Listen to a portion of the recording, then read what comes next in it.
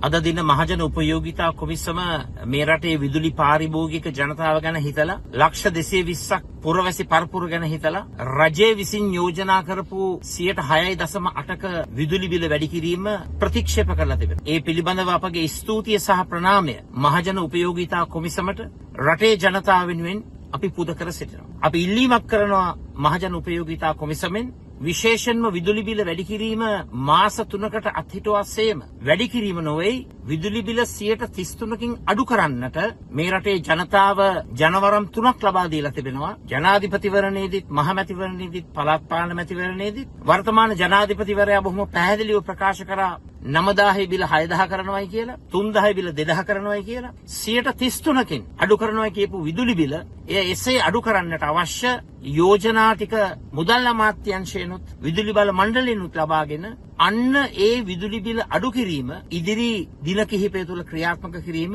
රටේ ජනතාවගේ පැතුමයි විදුලි පාරිභෝගිකයාගේ පැතුමයි සමස්ත පුරවැසි පරපුරේ පැතුමයි කියන එක මේ අවස්ථාවේ කියන්නට කැමතියි. ඒ නිසා නැවත නැවතත් මහජන උපයෝගිතා කොමිසමට මේ රටේ පුරවැසි පරපුර වෙනුවෙන් විදුලි පාරිභෝගිකයන් වෙනුවෙන් සමස්ත ජනතාව වෙනුවෙන් කර්මාන්ත ශාස්ත්‍රය, කෘෂි කර්මාන්ත ශාස්ත්‍රය, සේවා ශාස්ත්‍රය, සංචාරක ශාස්ත්‍රය මේ හැම අංශයක් වෙනුවෙන්ම මේ ගත්තු ජනතාවාදී තීන්දුවට අපේ ස්තුතිය පුද කරනවා. මේ ජනතාවාදී තීන්දුව තවදුරටත් ඉදිරියට ගෙන යමින් 33%කින් විදුලි බිල අඩු කිරීමට එදා මැතිවරණ සමයේ වර්තමාන ජනාධිපතිවරයා ප්‍රමුඛ මේ රජයේ පොරොන්දු වූ ආකාරයට 33%කින් විදුලි බිල ඉදිරි කාලවකවානුව තුළ ඉදිරි දින කිහිපය තුළ අඩු කරන්නට අවශ්‍ය පියවර ගන්නයි කියලා රටේ ජනතාව වෙනුවෙන් මම